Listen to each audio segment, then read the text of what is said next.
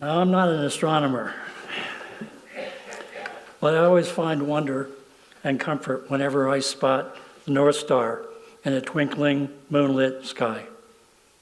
Ever faithful, Polaris steers us toward true north, but never perfectly.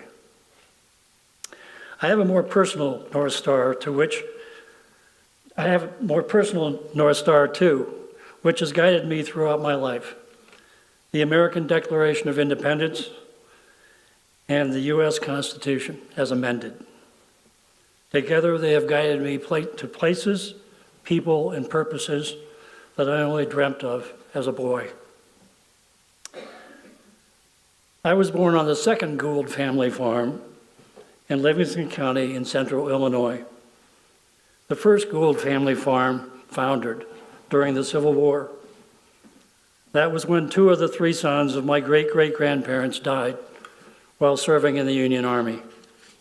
One was killed in Tennessee in the Battle of Stones River. The other was mortally wounded in the Battle of Champion Hill during the capture of Vicksburg, Mississippi on July 4th, 1863.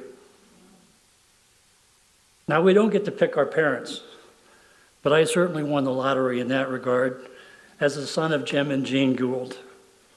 I am the youngest of 5 kids, empowered with college educations that they worked very hard and sacrificed much to make possible. I graduated as valedictorian of the class of 1971 of February Cropsey High School. Don't be too impressed. There were only 96 students in my class. I learned as a teenager that good, honest government and histories matter, that values and principles matter, especially more than political parties. I remember my 2 older brothers arguing about the Vietnam War draft. One brother served as a tank commander in Vietnam in 1969 and 70. Alternatively, my other brother served as a draft resistance counselor in inner city Camden, New Jersey, with the American Friends Service Committee. I also remember the only time I saw my parents sobbing together was when Rob shipped out for Vietnam, leaving his pregnant wife behind. The chasm between my brothers remained until my older brother, Gail, died 4 years ago. As the novelist William Faulkner reminds us, the past is never dead. It's not even past. So I was the wayward son. I left the farm at 18 and didn't look back. I did not want to live with all the risk and uncertainty that is farming. Walking soybean rows and baling hay in sweltering heat steeled my resolve. Much more importantly, the divisive Vietnam War and family dynamics had taught me that politics matter. As I approached draft age, I took to heart what Abraham Lincoln said about going to war. Here's what Lincoln wrote in 1848, quote, "The provision of the Constitution giving the war-making power to Congress was dictated, as I understand it, by the following reasons. Kings had always been involving and impoverishing their people in wars, pretending generally, if not always, that the good of the people was the object. This, our constitutional convention, understood to be the most oppressive of all kingly oppressions, and they resolved to so frame the Constitution that no one man should hold the power of bringing this oppression upon us." End quote. We have some more work to do in that regard.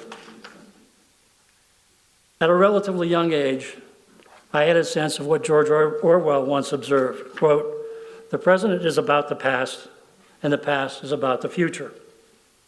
This reflects my belief that historical events continue to shape our present and future in countless phantom ways. We need to summon the courage to tell more complete histories without veneration, suspicion, or fear. I was also smitten by the soaring vision of the possibilities for a better government, a more perfect union, declared in our nation's founding purposes and framed in our messy constitutional workshop. I am especially attached to Article 5 of the U.S. Constitution. The great historian, scholar, and author Jill Lepore calls it the sleeping giant. I share her deep-seated philosophy of amendment. That is to say, we honor and celebrate our Constitution, not because it is old, but because it is ever new, potentially. It is a living, breathing covenant that was intended by our framers to be interpreted in the light of the constantly evolving experience of the American people. Article 5 outlines the open-ended legal process for amending the Constitution. There are two methods for proposing amendments and two methods for ratifying them. When motivated, we the people have a choice, have a voice, and inherent sovereign power in these methods. They are to be exercised whenever we decide it's necessary and the time is right. Organically, they go hand in hand with our First Amendment right to petition the government for a redress of grievances. Just to refresh your memories, a constitutional amendment can be proposed if 2/3 of both the U.S. House of Representatives and the U.S. Senate vote in favor of it, or if 2/3 of state legislatures, currently 34 out of 50, petition Congress to call a national convention for the purpose of proposing amendments. Once an amendment is proposed, it must be approved by the states to become official. Congress dictates which method of ratification is to be used.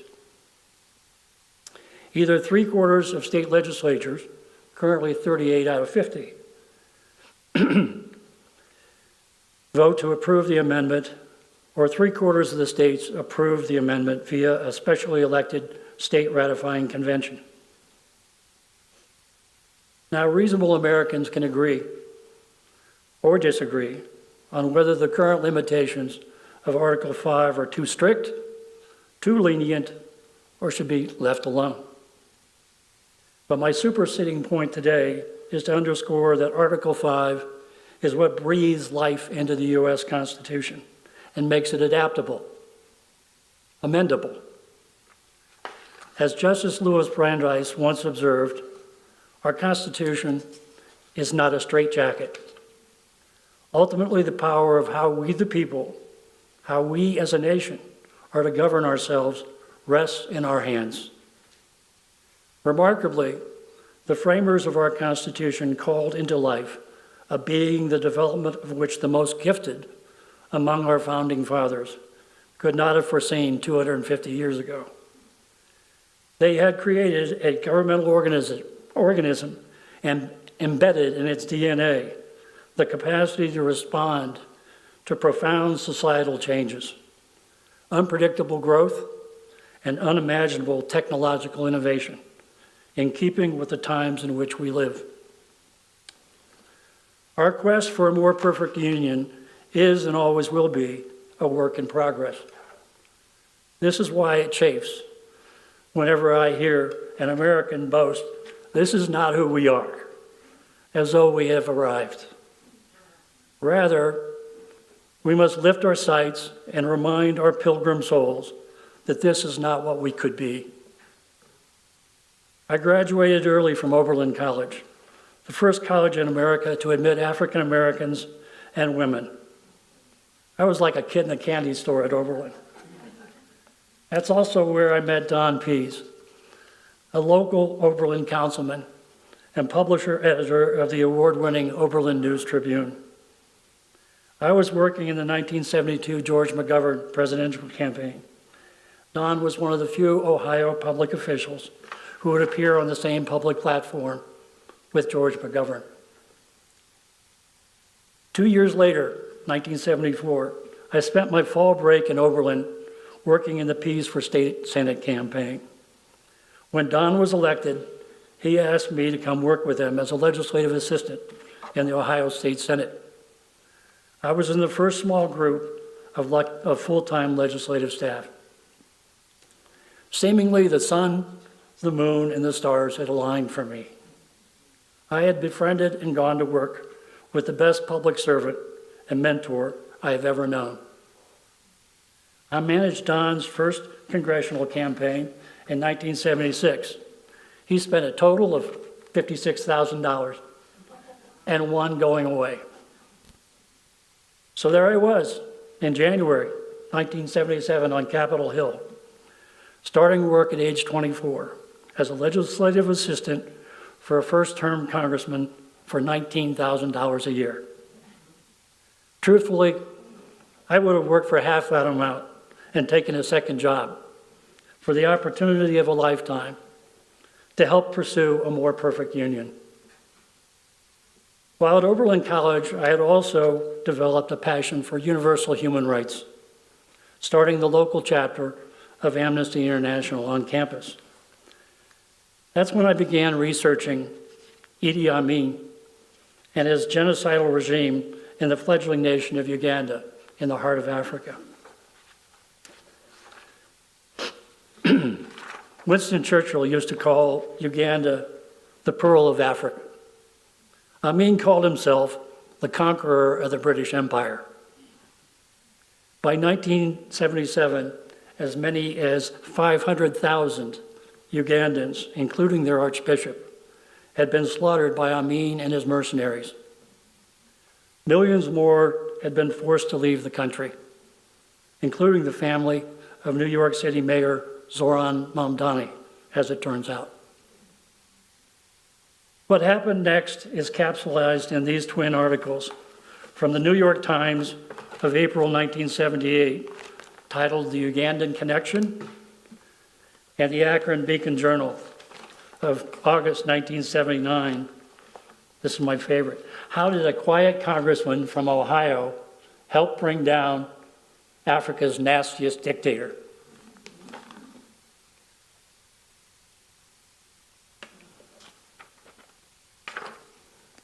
In short, as a freshman assigned to the House Foreign Affairs Committee, Congressman Pease exposed how a handful of U.S. coffee companies were bankrolling Amin's regime. In the summer of 1977, he introduced legislation to establish a complete U.S. trade ban. For 15 months, we painstakingly built bipartisan support inside and outside Congress. And President Jimmy Carter signed it into law on October 10th, 1978. 6 months later, April 1979, Amin's horrific regime of terror in Uganda came to an end.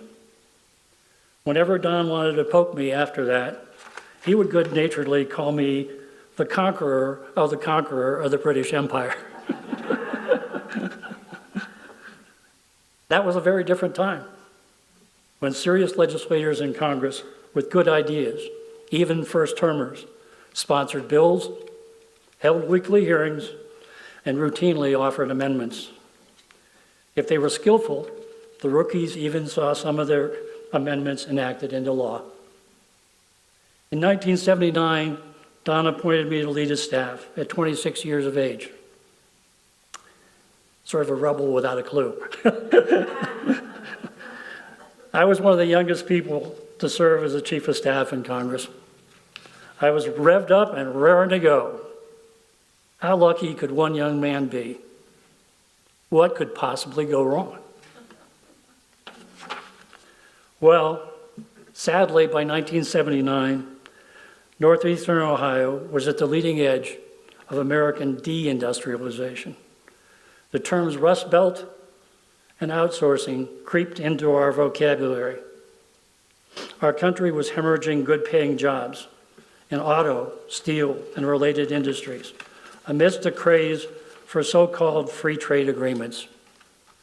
Bad agreements like NAFTA that were narrowly designed to only protect the intellectual property rights and foreign market access of American Fortune 500 companies that are really loyal only to short-term profit maximization. Meanwhile, American workers were rapidly being forced unfairly to compete with the most oppressed and lowest paid workers around the world, including tens of millions of defenseless child laborers destined to never see the inside of a classroom. Capital and technology were being sent abroad with a computer keystroke, while labor remained bound by national borders. When I look back now, that was when the seeds were sown for what became Donald J. Trump's MAGA movement. But Don Pease was never one to whine and do nothing. Together, we could foresee the making of a race to the bottom for working people everywhere. We asked ourselves if property rights and market access could be protected as American negotiating priorities. Why not basic human rights, worker rights, and core labor standards? During the 1980s, Pease got enacted 14 different provisions linking respect for enforceable worker rights and core labor standards to international trade, investment, and aid agreements. He also secured job retraining funds for American workers who lost their jobs to imports. In short, he became a champion of fundamental worker rights and core labor standards abroad, as well as at home. That was also when and why I first met and began working with my closest South Asian friend, Kailash Satyarthi. Kailash gave up a comfortable Brahmin life in India in 1980 to establish the Bachpan Bachao Andolan movement, the Save Childhood movement. Kailash has since become a tireless, unflinching children's rights advocate for at least 138 million child laborers around the world. Leading life-threatening raids, Kailash and his allies have literally rescued thousands of defenseless children from bonded labor, slavery, and trafficking. He's also built scores of ashrams, rehabilitation centers, for these traumatized children who have never experienced childhood. In 1989, when Kailash learned about the Child Labor Deterrence Act in Congress, the Pease Harkin bill to ban the importing of products made by exploited child labor, we joined forces. Our joint advocacy helped push abusive child labor from the margin to the forefront of international trade. Deservedly, Kailash Satyarthi shares the 2014 Nobel Peace Prize for his advocacy of children's rights. He shares it with Malala Yousafzai, who's honored for her global advocacy for girls' education. Elsewhere in 1989, the Communist government of China killed thousands of pro-democracy students and workers in Tiananmen Square. Once again, Don Pease rose to the occasion. He was the first member of Congress to link the granting of most favored nation trading status to respect for the fundamental human rights and worker rights of all the Chinese people. The following week, a newly elected congresswoman from San Francisco and mother of 5 came to see Don. Her name was Nancy Pelosi. She asked, and he agreed, that the groundbreaking legislation would henceforth be known as the Pease-Pelosi bill. That legislation resulted in me becoming one of an 8-person congressional staff delegation traveling to China soon after the Tiananmen Square massacre. We were the first Americans invited in after the brutal crackdown.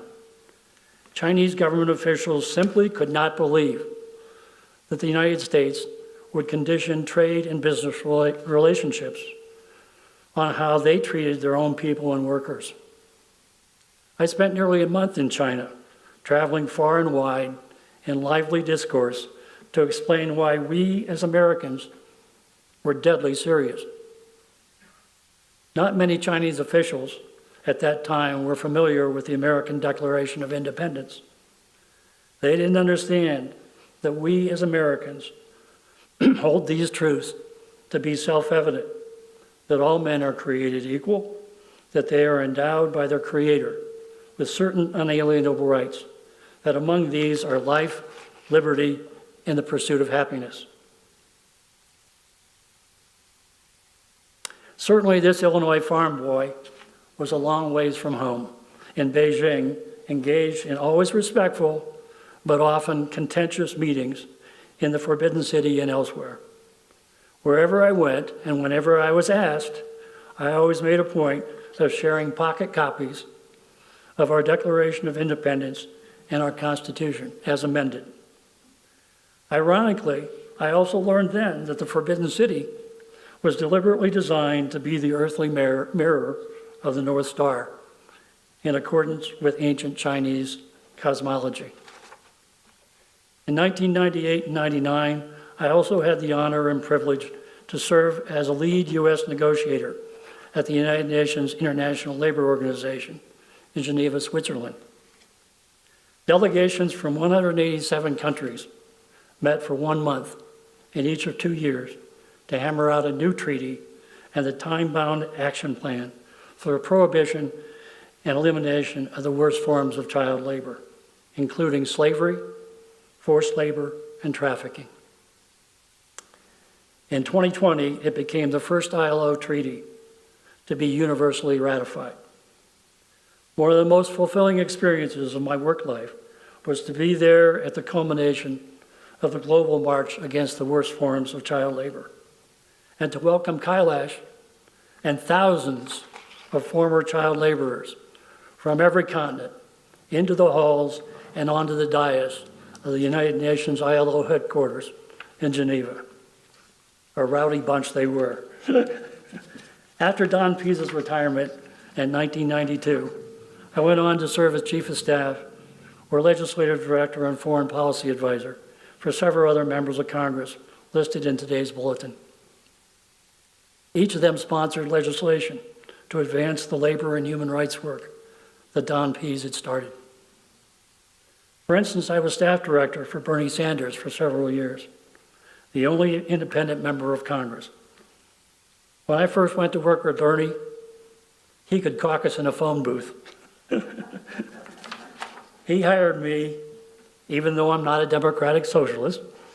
He made allowances for me because he knew I'm a proponent of ethical, regulated capitalism. And I underline ethical, regulated. I helped Bernie and 4 Democratic House members establish the Congressional Progressive Caucus, which is now the largest caucus on Capitol Hill, with more than 100 U.S. senators and representatives as members. It was my privilege to serve as the executive director of this caucus twice. Now, Bernie is also not one to whine and not legislate. When Speaker Newt Gingrich announced his contract with America in 1994, there was Bernie, joined by some of his colleagues on the first day of session, unveiling an alternative, progressive legislative agenda. We called it the Progressive Promise, fairness for all. It's grounded in 4 core principles: fighting for economic justice and security in the U.S. and global economies, protecting and preserving civil rights and civil liberties, promoting global peace and security, and securing environmental protection and energy independence. Since then, scores of bills have been introduced to advance these principles into law. Some of these proposals have been enacted.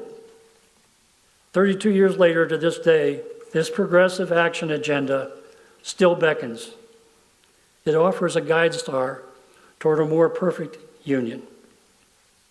Maybe, just maybe, there's a spark for 1 or more constitutional amendments to be found in it when the time is right. Anything is possible if enough of we, the people, have the will to organize and make it happen. For example, in 1970, U.S. Senator Gaylord Nelson of Wisconsin, the father of Earth Day, proposed a constitutional amendment in Congress. It read, quote, "Every person has the inalienable right to a decent environment," end quote.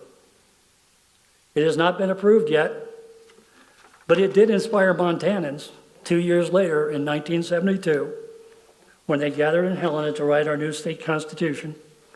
They included among our inalienable rights in this state, quote, "the right to a clean and healthful environment," end quote. Very recently, in the held cases, a rising generation of young Montanans is now in court, bravely exercising that right. Article 5 remains the crown jewel of the U.S. Constitution. It balances the need for stability with the fits and starts of progress. It sets a very high bar for change, protecting our fundamental rights from sometimes fleeting, passionate demands of simple majorities.